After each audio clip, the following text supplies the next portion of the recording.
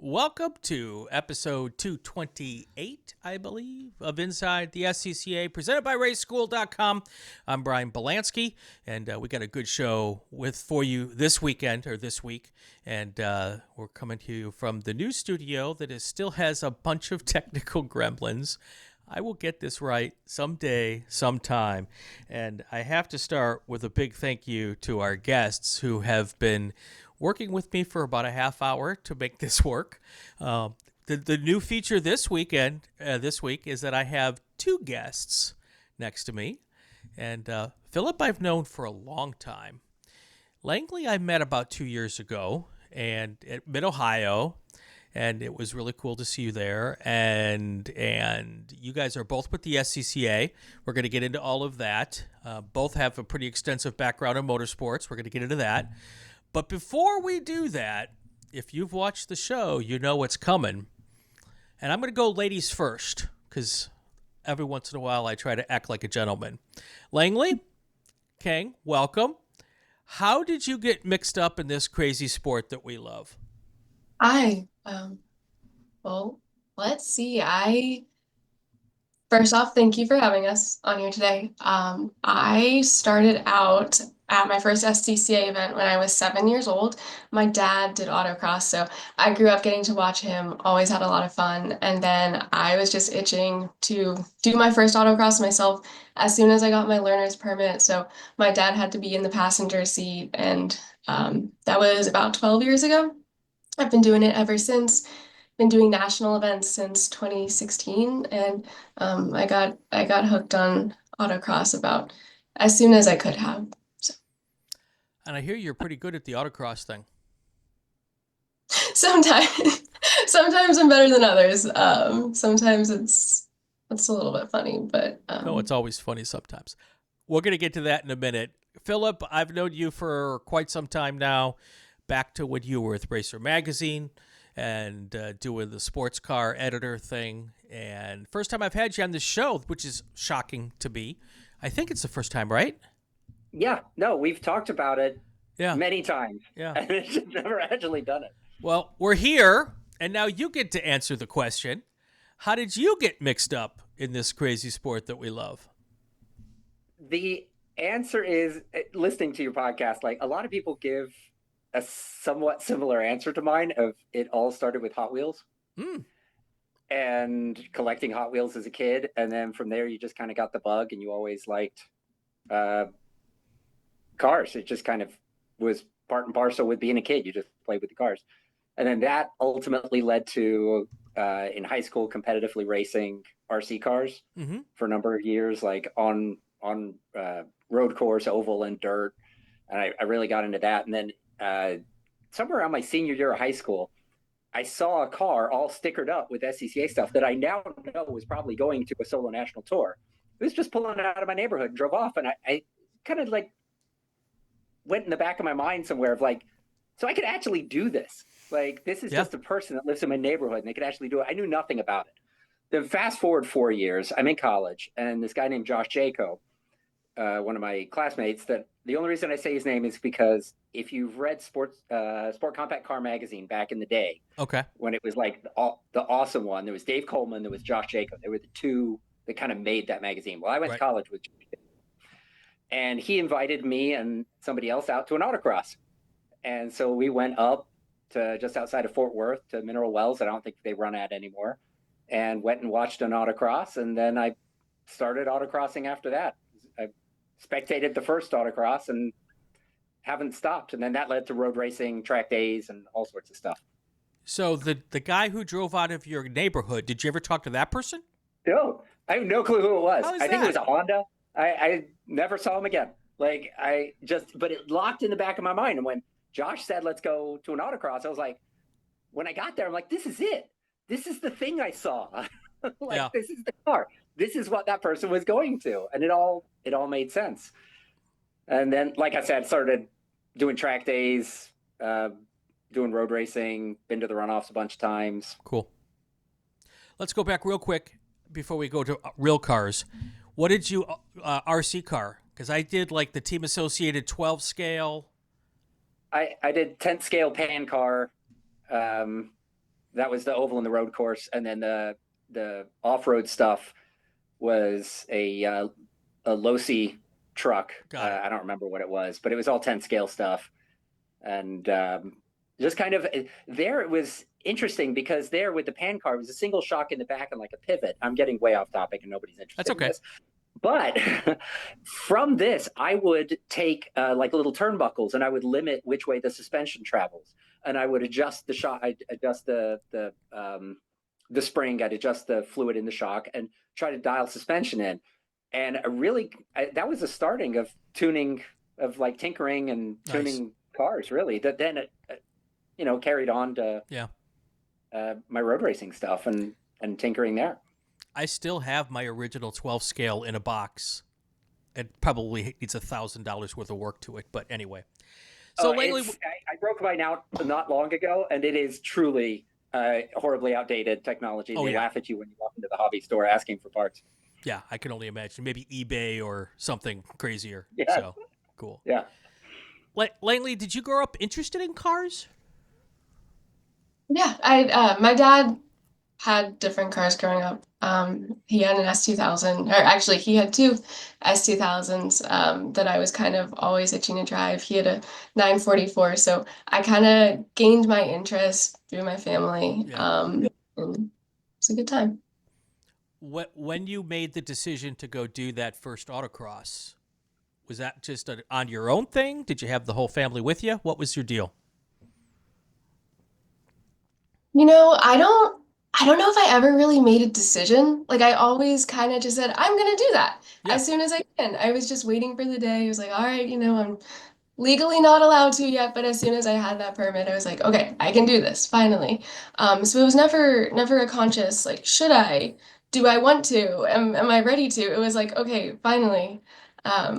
So it was a good time, but my dad was in the passenger seat. I think that from his perspective, he wanted me to get into autocross, if not for a love of motorsport, to teach me some safety when I'm actually going to be on the road. And so I think that was kind of his like bare minimum. And then when I fell in love with it as well, it was cool because it ended up being something that then we could do as a family and spend quality time with the family doing something that we enjoy. But my mom did not have, I wouldn't say that she wasn't supportive. She was definitely supportive and excited for me, but she does not have the same bug that my dad and I have, and she likes to cheer on from the sidelines, but she is a little nervous herself, but she is about as supportive of a cheerleader as she could be, for having not ever participated in one herself. The fact that she comes out and supports is really amazing. Yeah, back when I started, there were no like defensive driving schools, and I tell parents now, take your kid out to a defensive driver school, whether it's something that the SCCA does. Of course, now it's Inside the SCCA presented by RacingWire.com. Selfish plug, and they have a great defensive driving school teen program kind of thing. So, but however you can get a chance to get your kids out there to do something where they don't have to worry about hitting anything and learn some skills, I think that's a great idea. So, Philip, when you got to your first autocross, fish out of water, or what was your experience? I had no idea what I was doing. I had a Pontiac Fiero. The front right suspension was bent. So like one tire pointed one way, another tire pointed the other way. I discovered that when I got to the autocross and somebody said, hey, your car's busted. I mean, everything's sturdy, so you can still run. Right. But like it's bent. And I'm like, I don't know. Yeah. So I just went out and spun a whole bunch and continued to spin for years. And then eventually got a Miata like everybody does, because that was always the answer. Right. And that didn't solve all of my spinning problems, but it helped at least get a foundation of better driving in. Right. All right, so I got to ask, I had an 86 Fiero with the four-cylinder. Which was yours? 84, 2M4, four-cylinder with a closer ratio four-speed. It could do about 90 miles an hour. Downhill with a tailwind. Yeah, but the windows would come out from the pressure. Yes. Because it was rimless windows, so it would actually pop out like 80 miles an hour or so. My I love fear that was car. in Minnesota in the winter going to school. So it was like a snowplow. It was perfect. It was perfect. What was your first car, Langley? I had a 2009 Honda Fit. Cool. It was a good time. It was a good car. I took it to autocrosses. I feel like I made the most of that car. So Could 8th have turned it Street. into a B-spec car. Kind of regret the Okay. fact that that never happened, but So is that an 8th Street ladies? it was. Yeah, yeah. H Street Ladies. So, of course, I don't know that you know this, but my first or my most recent autocross car was a Honda Fit That's right. that has I now did. been totaled, unfortunately, in a street No, crash. Um, man. yeah. So the slowest car in the slowest class. But it's such a good car. It is. It was fun. I had a blast, but I it's still just have not. so much fun with it. What, Like, but the best part about it is when there's absolutely no way for you to finish anything other than last, the expectations are so perfect that it doesn't matter what happens. I could make big jumps, still not get out of last, but I was improving myself every trip, which is what I always try to do. So, It's hashtag fun with cars. exactly. I always thought it was frustration with cars. I thought that was what the hashtag was, what the F word was. It's a different F word that most of us use. So, all right. So, Philip, you eventually graduated to doing some wheel-to-wheel stuff. Was that before or after? How did you get mixed up? Or, I mean, how did you get worked up into sports car? Well, so I got involved in the import car magazine Got it. production scene. That was how I broke into the magazine industry. Got it. So I worked for a publication called Max Speed that turned into Max Power USA. There was Max Power UK. I helped launch the American version that failed spectacularly. Mm-hmm. And then that turned into Eurotuner. And as part of Eurotuner, we were also Super Street Magazine. And then we all kind of came together under corporate mergers and Sport Compact Car, Sure. but while this was happening, Fast and the Furious was also happening. Right. So this was the boom of that from the early 2000s. This was that whole thing. So Fast and the Furious was to tuner cars what Drive to Survive is to Formula One in the United States right now. Yeah, very much so. Yeah. And so I was kind of at the epicenter of all of that. Like one of the technical advisors on Fast and the Furious was two offices down from me. Cool. In the same building. Like I know people that were in the movie. Yeah. That were legitimate tuners. Sure. And they got cast because the technical guy was, just around the corner and just put all of his friends in the movie. Yeah. So I went from that, and I was still autocrossing. I was still doing that. I still loved it. So I was doing project cars. I had a Scirocco. I was doing the project cars, and none of my project cars matched like the tuner scene. They all were like stripped out, and I go autocross. I do track days, and They were just beat up. But you could have a Scirocco with 85 horsepower to the wheels, and you could beat 16 valve GTIs and even Mark III GTIs with the VR6. I go out with the Volkswagen clubs and stuff. Right. And eventually that ended up coming to an end. And I got a line through one of my contributors that Sports Car was hiring. And I was like, dude, okay, sign me up. So I knew somebody that knew somebody. And the next thing you know, I was working at Sports Car Magazine, producing SCCA's publication. 17 years later in my life, I move over to SCCA and become an actual staffer because Sports Car is actually produced by a third-party company through Racer because nothing's simple in the corporate world. No, nothing is ever simple in most worlds, to be honest with you. So, now, Langley, what was your path to the national office? Because you're now social media guru, maven. I don't know what the proper title. I know there's a better title. But I joined the national staff about a year and a half ago. Right. So my background is in communication and marketing, and saw that they were looking for a social media coordinator, and I went, oh my God, that would be the coolest job. Right. And here I am, a year and a half later. It's been a good time. Hasn't been quite as long of a journey as Philip's, but it has been a good one for sure. I think that's the nicest way, Philip, of telling you that you're Was old. that a backhanded compliment? Yeah. That was a backhanded compliment, pretty sure. Yeah. She hasn't picked on the host yet, but that's coming. That'll track. You know, she hasn't run me up the flagpole for the half hour that it took me to figure out how to make Zoom work. So that was intended to be a shot at myself for being a little bit of a noob. Sure it Need was. to come across the shot at Philip, so Sure it was. I love it. So Langlee, you've done solo nationals several years, right? I have, yeah. So my first solo nationals was in 2016 in B Street Ladies in an S2000. Then in 2017 in same S2000 and STR Ladies.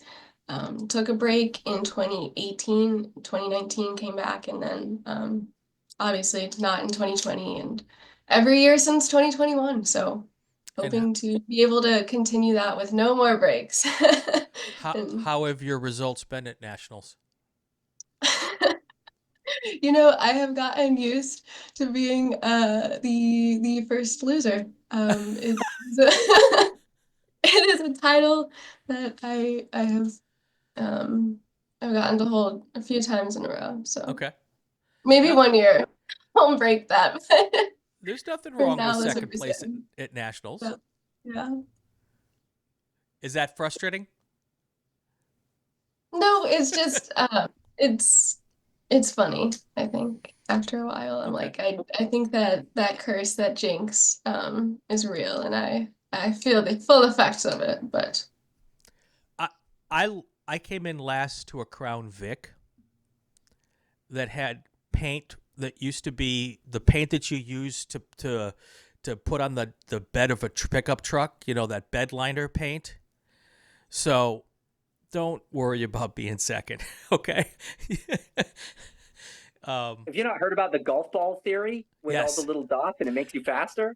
So or maybe it's not even a theory. Maybe it's called science. Well, so I was considering protesting the Crown Vic because first of all, I thought was why is a Crown Vic with a V8 in H Street?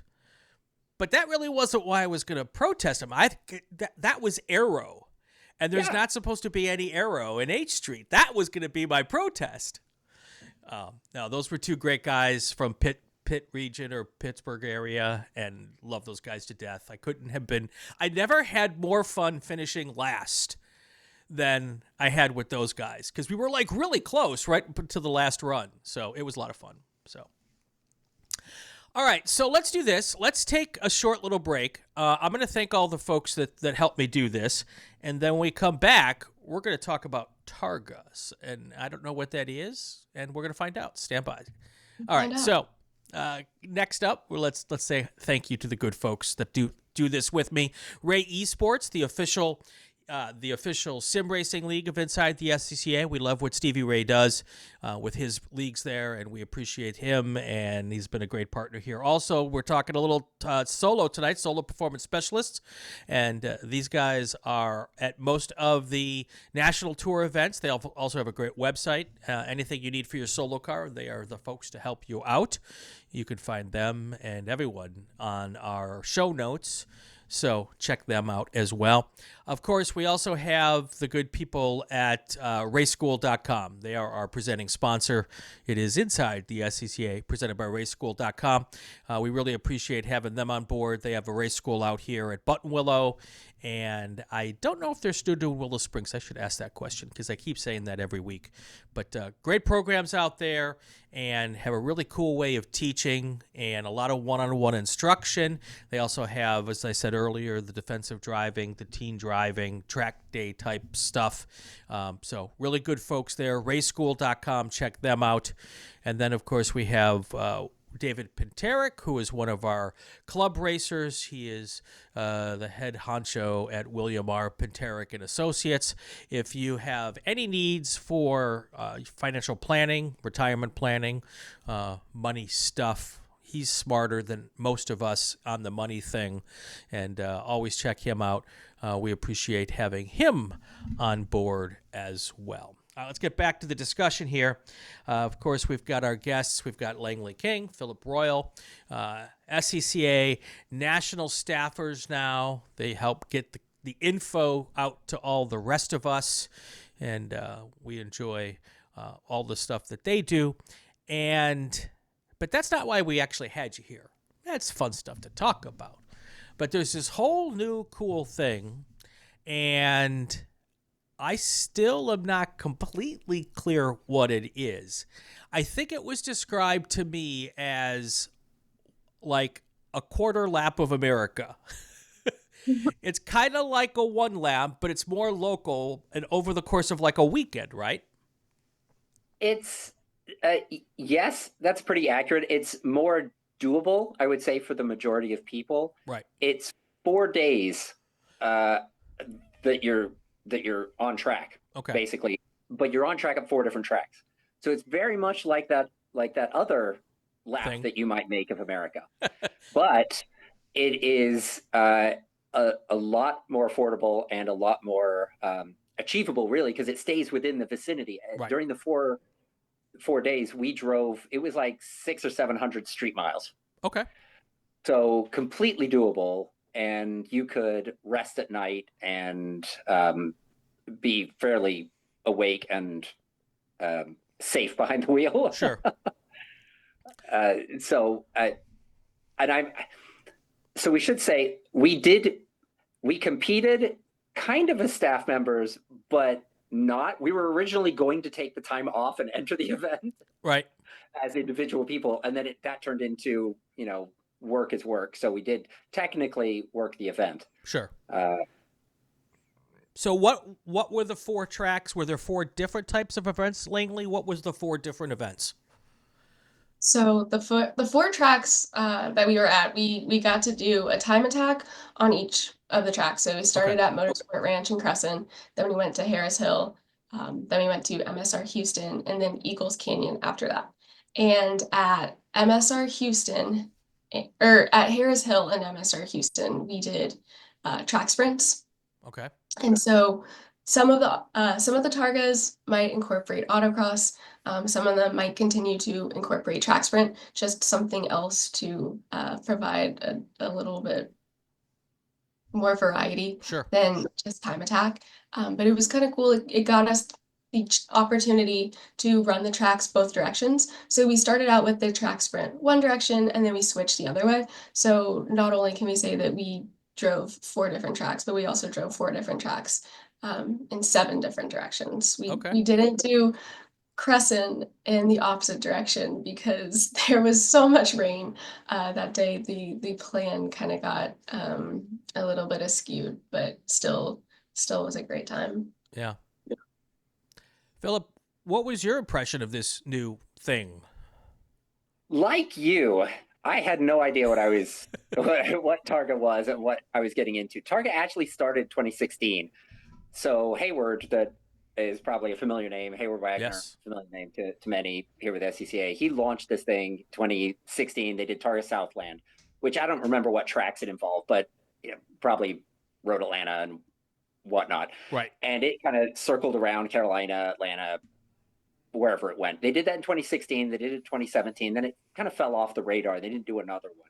So while I was at Sports Car then, I wasn't within the SCCA staff. So it was kind of really not on my radar. Did not understand it at all. So it started here when they announced it, and Langlee and I, we're on the same team. We don't really work together, but we're in the marketing department. And one of us was like, hey, we should go and do this because we were trying to understand it. And then I apparently ran with the idea, and Langlee was just kidding. And I discovered that while we were on the trip, that she didn't actually intend to go on that. But it's the advantage of spending 4 days in a car with somebody. We did it in a club spec Miata. Okay. So an NC Miata, that's the club's car that we had to fly in and drive down from Topeka, Kansas to Dallas. And what I didn't understand from this event was that we would get to you've got to have two people in the car. What I didn't realize is that both of you would get to drive track sprints and time attack at every track. Wow. I was anticipating before this. I've been to the runoffs like 7 times. I've got quite a lot of track experience, and maybe not David Pinteric level of track experience, but I've got a significant amount. And so I was excited to see Langlee come in and do her first track events because she'd not really been on the track before. And so I was anticipating giving up all of this time, and the reality was very different. And being a staffer and being in these meetings, I should have known better. Sure. But it showed up, and all of a sudden, I was taken. I think I did the first track sprint, then Langlee jumped in, and we like alternated back and forth. Then we got to the on-track sessions. She took some, I took some. We each got timed sessions. We added our times together. So she was laying down times, I was laying down times. And we did that for all 4 of the tracks. Great. Which meant nobody was sitting down for very long. You were rooting on your teammate. They were coming in. We should have been checking tire pressures. We didn't. Club Spec Miatas can do all the things. Right. We definitely put that car to the test. And I did not anticipate that. Yeah. That was a lot of track time. It was a lot of seat time, a lot of camaraderie with your teammate.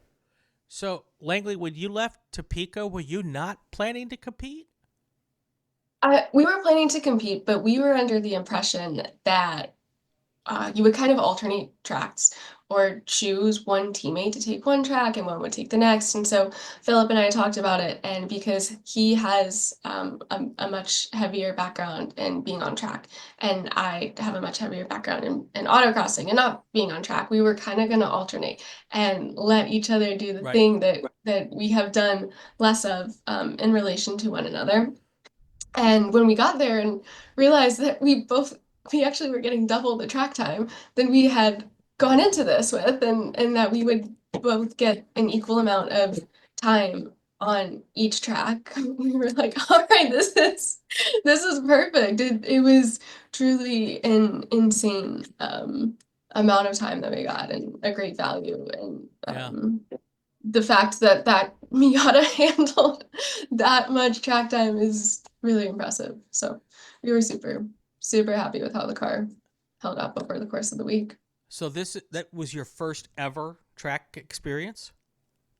That was my first ever track experience at speed. I've driven during a paced session at a track night in America, but nothing at speed. So I went into it with the mindset that I would probably be the only one in that boat, and like I didn't want to be an inconvenience to the group, right? And that I was really like going off the deep end with my first experience. But in actuality, there were quite a few people who were in a similar position to me, who saw this as an opportunity to really like get a ton of seat time while you're in that early stage of like learning how to drive on track and kind of being able to develop your skills a lot more than you could in say one track day, because it's very back to back to back, and we're really drilling in these principles that you're learning and gaining familiarity and just maximizing seat time right off the bat. So it ended up being honestly a perfect way to get into driving on track through autocross throughout the years, doing national tours. That really teaches you to be an adaptable driver and pick up a course really quickly. When you have 3 runs and then it's a new course the next day, and it's 3 runs and then that's it. You develop a lot of skills as a driver, and it's a huge mental exercise. And I felt like that was something that was really applicable to Targa, where I went to one track and I kind of learned some elements from one layout, and well, really 2 layouts when you think about driving it both directions, and then go to another track and learn some more skills. So I felt like it really helped me develop them. That's cool. All right, Philip, it's just you and me, okay? No one else is here. No one else is watching at home. How'd she do? I was largely anticipating being the experienced person, very comfortable on the track, not having to think about, not having any jitters being on the track. And so I could concentrate on the actual driving. And I was anticipating Langlee to be like I was when I started on tracks, and that's not being able to sleep the night before, being like super nervous when you get up to the line and you got to go. And darn it, she was within half a second of me at most of the tracks. Nice. So unfortunately, it's true that you can be that you take a good autocrosser and it directly transfers over to being a good road racer or time attack driver. That it was spectacular to watch. Everything from right before her first session, she turned to me in Motorsport Ranch, and she said to me, "What do the flags mean again?" And so she went from that to, by the time we got back to Eagles Canyon, I told her, like, because there was a novice meeting on the Sunday morning, and we didn't know if we were going to make it because we were running behind. I said, "But you're not a novice anymore. Like, you've completely, in 4 days, you have gone from never really being at speed on track. Through Targa, you are now no longer a novice. You are fully spatially aware of everything. You're fast. You've got the car control. You're not scared out there. You're not intimidated. You can concentrate on the driving and the vehicle control." And this Targa was like this crazy crash course. Yeah. That in between all of that, there was also social media aspects of like challenges, social challenges that they'd put in there for extra points. So between, like, you know, in Texas, you got to go to a Buc-ee's, but they kind of put that in code, you know, fill up where a giant famous rodent is. So you go on all these like field trips between the events. And so we did some of those. I grew up largely in Texas. So we went on some field trips of my own because I wanted to go and see the, you know, where I went to college again and stuff like that. And with all of that, they also had a great process of teaching you the track. Yeah. So they do these pace laps. They do it in track nights, and they do it at time attack challenge events, and they do it at Targa as well, where you do these pace laps. And you don't have to go in. I was nervous about learning the track because while Langlee has all this experience autocrossing, and I've got a bit of experience autocrossing, she's way better at it than me. And then she's way more used to learning new layouts than me. So I was looking at it like, neither of us have run any of these tracks in Texas. She's going to be able to pick up on them faster than me, who I'm used to running a handful of racetracks repeatedly for years. But the way they do the pace laps, it took all of that out of the equation. I was very comfortable getting ready to, you're at the line and you go. So the way it's organized is very nice for beginners or experts, really. So, Langlee, I'm going to have you dig into that part in a second. But first, it's just you and me here. There's no one else listening, no one else watching. How did he do? He did great. He did great. We were, I don't think that either of us went into it with the mindset that we were going to be competitive. We had talked about it. We were like, this is just for fun, right? Like this is just a breath of fresh air, and it's just an experience. And then when we were closer to each other than we realized, or we had anticipated being, I think that we both kind of got competitive. And at Eagles Canyon, that's where like the switch flipped, and I feel like we were having fun and we were pushing the car. It was fun, like we were getting it to dance. I had so much fun, really just like pushing each other to drive better. And Philip came out on top by a small margin on the first day at Eagles Canyon, and by a huge margin on the second day at Eagles Canyon. So he clearly the break that he took from road racing did not take him long to come back from, and like absolutely picked it up again. Are any of these tracks on any of the sim platforms? I don't think so. Good question. Because, well, I'm guessing you didn't do that beforehand, right? No. So, okay. One of the interesting things about Targa, like I said, we hadn't run any of these tracks before. Right.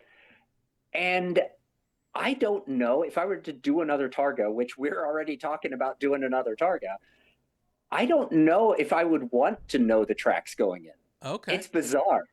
It really added an element to the whole adventure Kind of of like going an in autocross. blind. Yeah, very much so. It made it very fun. Like, we didn't care as much, I guess, about being competitive, because it was part of, you get to the track and it's nobody's saying, oh, well, you do this turn this way before you Right. even get to the track.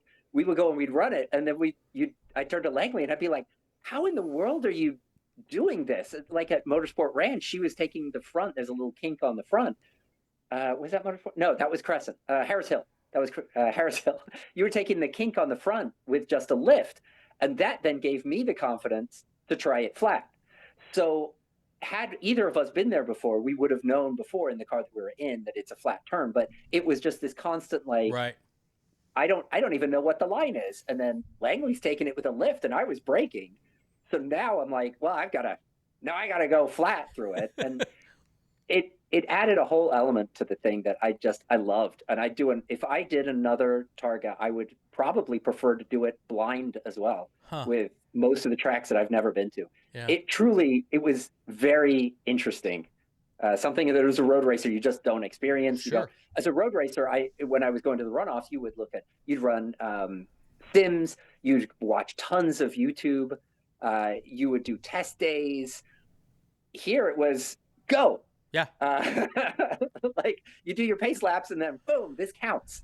So Langlee, dig into this pace lap thing for me. So how does, when you get to the track the first time, how does the day roll through? How does it play out?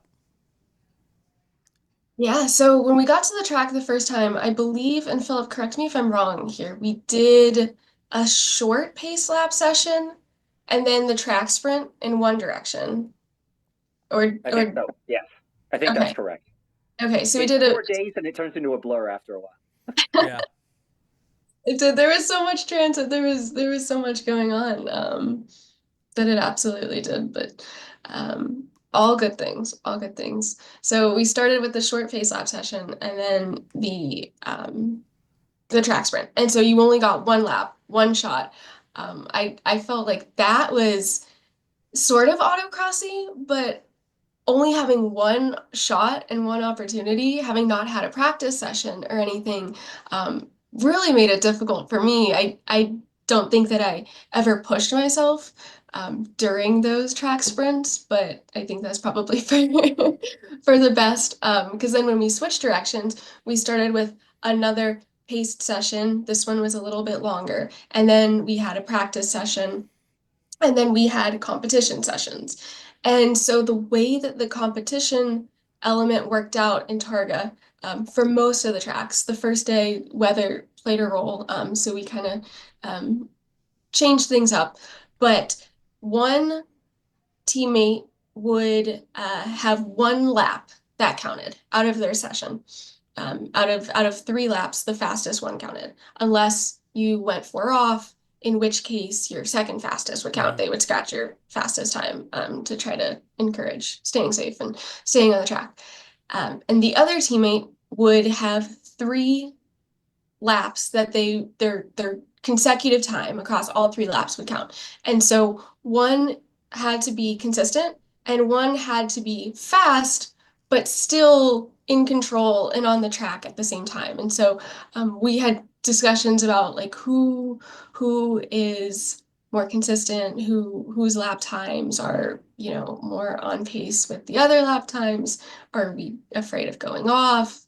Like, what was the strategy there? Although honestly, I I think the strategy in terms of points was just to have fun, right? And just to like really go all in the event and be as spirited as possible, because that was what ended up scoring you the most points rather than speed or consistency. It was, are you having fun and are you really like embodying the spirit of Targa?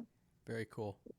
Yeah, part of what we did was we're wearing our team shirts. I don't know if they can be seen, but like the hashtag fun with cars is SCCA's thing. So we did hashtag fun with Targa. Yeah. We made up team. Langley made us some team shirts. We bought matching shirts for other days. We dressed the parks. It's Texas. We wore cowboy hats, cowboy boots. Like, we made a whole theme and a whole, just made it an adventure. And like there were other teams that were out there. There was 86 Pieces that was an FR, what was that? Right, FR 86. Yeah, that they pieced together out of like multiple other cars right before, like the night before. There was two Porkies and a Pig. Was that what it was? That was two guys that were in a Cayman. There was a whole bunch of teams that I'm blanking on their names, but everybody that we talked to, and take it with a grain of salt. I'm employed by SCCA, so is Langlee, but everybody we talked to wanted to do another Targa by the end of it. Great. Everybody kind of went in thinking, this sounds like fun. Right. And at the end, you're going, like, some of the challenges are going to eat barbecue together. I mean, these aren't hard challenges. We went to a Whataburger together. These are things that you want to have fun. You want to go and do it. You want to do all of this stuff, and you kind of bond with this group. And it was really good. There was one team there that was the best car there. It was a Craftsman truck, NASCAR truck. Nice. That he'd made street legal. And he made it to 2 tracks. Okay. But everybody wanted this guy to win. Everybody. And so even if he broke and they had to black flag a session because happened at one point, everybody is like, this car's awesome. Like, you can't believe you're doing this. We saw him broken down at the side of the road at one point, wind the window down. We're like, woo! And he's like, yeah, it's not so much. We just broke down again. But it really was an adventure that everybody wanted to be on. At the beginning, none of us knew what we were getting into because nobody really done a Targa. I don't think anybody done a Targa from 2017. Maybe somebody had that was there, but it was a new experience and everybody had fun. Right now, I think when this episode airs, Targa Southland's taking place. Right. Which is Atlanta Motorsports Park, Road Atlanta. Kershaw, NC maybe. Yeah, NC Car, Carolina Motorsports Park, where they end with another time attack challenge. Nice. And they do these social media challenges. And Langlee, you're better at it than me. What are they? You go to the Facebook page, isn't it? And it's like group. So it's SCCA Targa. You can join it if you want to see what everyone is up to. We'll share some of the posts to the SCCA members group and the time trials groups as well. So make sure if you would like to tune in, if you're thinking of doing a Targa, you want to see what the challenges are, because nobody knows what the exact challenges are yet, but I think they're bound to be pretty fun. I've heard some ideas, so. So can you give me the link so I can put it in the show notes? Yeah, absolutely. Awesome. All right, so now you've got me incredibly intrigued. Like, I want to go do this. So if you're sitting at home watching the podcast and like, I want to take Brian, I'm just kidding, and I want to go do a Targa, what do you need? Do you need, any car that you could use for a solo? Is that basically the starting point? A helmet, a suitcase for your personal gear, a cooler? Yeah. Mm-hmm. Basically you need you need to go timetrials.scca.com. They'll have you can select Targa off of like events at Targa. You find the rules there. Basically, you just need a street legal car because you got to drive it on the street between each track. Right. It's got to be mechanically sound. Sure. Make sure the battery's not hanging out. So you do a self-tack before, so they'll give you a list on all of this. You need a helmet that's going to meet requirements. I can't for the life of me tell you what those are, but it's a Snell. If you got a helmet that's got this Snell M or I don't know, maybe SA. I don't know. You have to go and look at it. But if you can run an autocross or run a time attack challenge event, you're set. Good. And you can go and you can do this thing. And after that, you just need to be able to kind of laugh at yourself a little bit when you're going to tracks that you don't know. And like in my case, getting your butt kicked by people that shouldn't be able, or you think shouldn't be able to do it. And then it turns out they are actually very, very capable. Very cool. Yeah. So can I steal Langlee away to be my co-driver next year for the Texas Targa? Let's do it. Oh my goodness, I'm down. is the best road trip partner like ever. So that would be a blast. There is one coming up, and I keep looking at the dates. Chicagoland. That's the next one. That's the last one of the year, July 30th to August 4th. Okay. And that one hits Audubon, Putnam Park. I got to look off at my cheat notes. Tire Rack and Gingerman in one day. And then Audubon, again, 2 different tracks at Audubon. And that is really your last chance to run a Targa for this year. All right. And I got to encourage people to do it because I can't run Southland and I can't run Chicagoland because it's summer and my kids are home and I can't really pile all the kids in and do a Targa. So we had to do the Texas one to make that work logistically for me. So I need this to advance into 26. Right. So I need people to keep entering these so that when it happens again next year that I can run more. Because I got hooked. I want to do the Texas one because I love barbecue. And there's got to be a way to stop for some barbecue along the way. It was a challenge. Like literally a challenge. You got points. Nice. I would win that one. It was good barbecue too. Yeah, there's good barbecue in Texas. No question. Yeah. No question. The elephant in the room, though, the thing that bugged me about it was the price. Okay. And I think it's a holdup for a lot of people. Okay. And it's like $1,200 to enter this thing. So is it for the whole team or per person? that's where it's, and this is where I sound like a marketing guy. So forgive me. $1,200. That's for the team. Right. And that gets all of the tracks. That gets you an entry into the Time Attack Challenge at the end of the week. So if you're looking at this and you get to that registration page and you're like, wow, $1,200, think about 4 racetracks, 4 days. You get a free entry for 2 days into a Time Attack Challenge. You get so much out of this that it's actually a really good deal, to the point that when Langlee and I looked into it, like, we were like, we're in, we're doing it. And then, like I said, it then turned into work because they're like, we need pictures and social media, and we raised our hands. So what does a track day cost? Well, if you want to do a track night in America, tracknightinamerica.com, that'll cost you like a Time Attack day. Oh, so a Time Attack Challenge weekend? Yeah. It's about $500. You can get, if you register early, you get it for like $450, I think. Okay. So after the early registration goes away. You're getting 4 tracks, 4 days at $150 a day. When you divide the 1,200 by 2 people divided by 4, right? Did I do my math right? I'm no good at math. I'm no good at math, but it works out considering both of you get on track at each track, and you get a Time Attack Challenge. Yeah, it's an exceptional deal for what it is. Which I got sticker shock when I looked at the $1,200. Right. And then we did the math and was like, this is a pretty good deal. Yeah. Very cool. And if you're going to 4 track days or 4 time attacks and you're traveling to each and you're getting like the hotel, not just for one night, but the whole weekend. And if you kind of add up the cost that way to achieve the same amount of seat time, you're just all getting it in, right? It's all packed in 1 week. It's probably less expensive because you're not doing, a track day weekend's 3 nights of hotels for 1 track, whereas you're doing maybe 6 nights of hotels, but you're getting 4 tracks. We came across, there were some couples that did this. There were some friends that did this. And the thing that kept coming back was bang for the buck, the number of tracks that you get and the time that you get to spend with your friend or your spouse or whoever, that it's really something to consider. And it's like you're taking 4 or 5 days off work, so you get a vacation out of it. Yeah. And you get to see an area if you are entering one of the ones that's not in your backyard, which I highly recommend. Yeah. Is travel a little bit.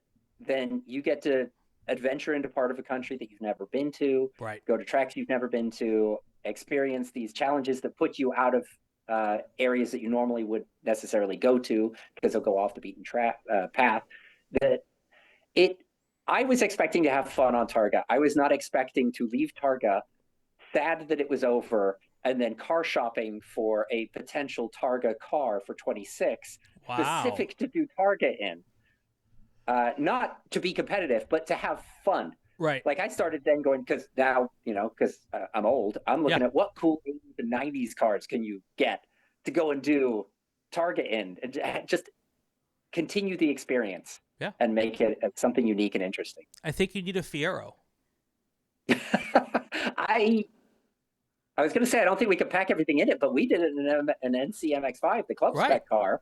And that not only did that do everything on the track, but it also got us 2 helmets, bags. We took all of our camera gear. Langley had all of our gimbal and everything because we were doing work too. It fit everything. Maybe Fiero's the answer. Yeah, I mean, with the frunk, there's some... drop the spare out of it because the spare's useless. Right. So, yeah.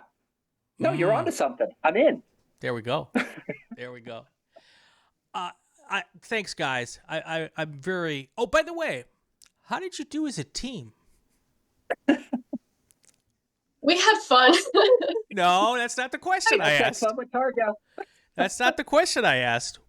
What was... No idea how we scored. But honestly, couldn't care less. It was about the experience. Like, we made so many friends. We have so many stories like that. There is a winner, though, right? Oh, there's winners, yes. People got awards. We did not get an award, and honestly, I've never looked at the results. Okay. I just had no interest. I've looked at the pictures that we took many times, but I've not looked at the results. Now, I've won the runoffs, and I can tell you I've looked at those results many times.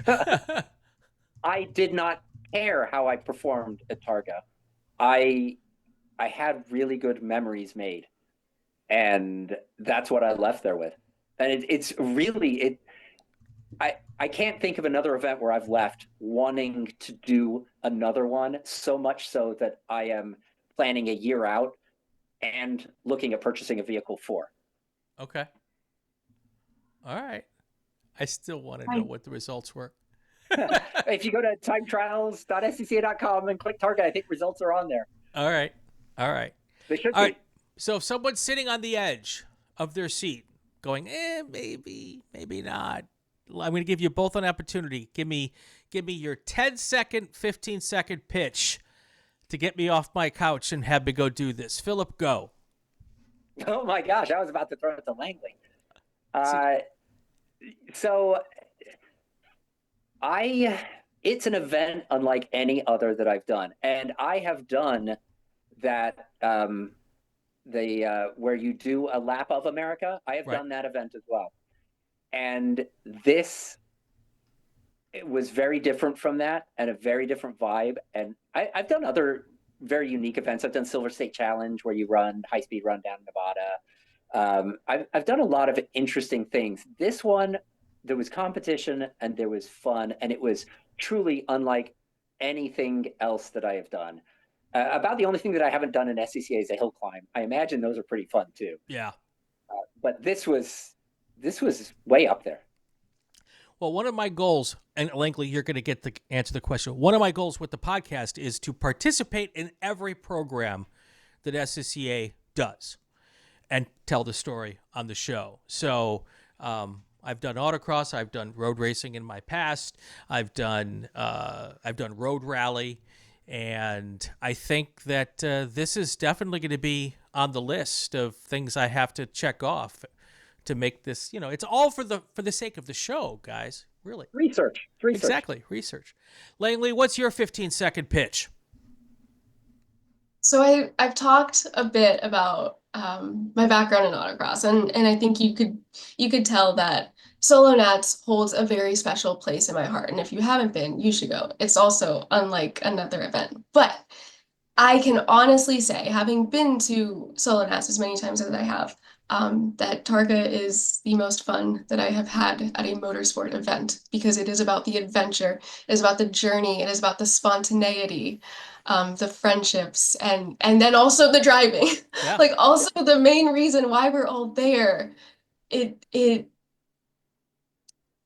all of the other reasons that we didn't anticipate being so great about it were just as much fun and made it so special. Very cool. Very cool. All right. Any final thoughts before we head out? Are there any questions I should have asked and I didn't? Brian, what are we driving next year at Targa? I don't know. I think that Club Spec Miata that the club owns would be a great option. It was a great car. It was so much fun. Like, see how I it talk was myself? shockingly fun. Yeah. It was shockingly fun. If an easy car, not to promote Club Spec, but Right. Club Spec Mustang, Club Spec Miata, or Club Spec MX-5, they're both turnkey solutions that would be basically they're made, even though they weren't made for Targa, they kind of turns out they kind of are made for Targa. Very much. We did the first event. We never checked the tire pressures. After that, we set the tire pressures to 32 pounds, and we never touched them again. It just drove great. Like we just were there for the fun, and having a car that can do the whole event without mechanical issues is the way to go. You know, there's another idea. We could just land in Houston and rent a car, and whatever the rental car company gives us, without even thinking about it, that could be the Targa car. Targa! Yeah, that's it. That could add some even more spontaneity. I know. it. You know, they might give you a little compact thing, or they might give you a Tesla, or very cool. That could be fun. Oh, my brain's going like, let's go. Let's go. That might be more adventure than I want. Oh, come on now. All right, Philip Langlee, thank you so much for taking the time. This has been a fun conversation, and we're going to do more on this, I guarantee you. So, all right, thank you for having us. This was so much fun. Cool. All right, that's can't wait for next year. Absolutely. That's going to do it for this episode of Inside the SCCA. If you like what you see and like what you heard, make sure you subscribe to the RacingWire Podcast Network and the Racing Network on YouTube. You can check out what our next episode is on social media. On Twitter, it's @RaceAnnouncer. I'm Brian Bielanski. Have yourself a great weekend. Have fun and go play with cars.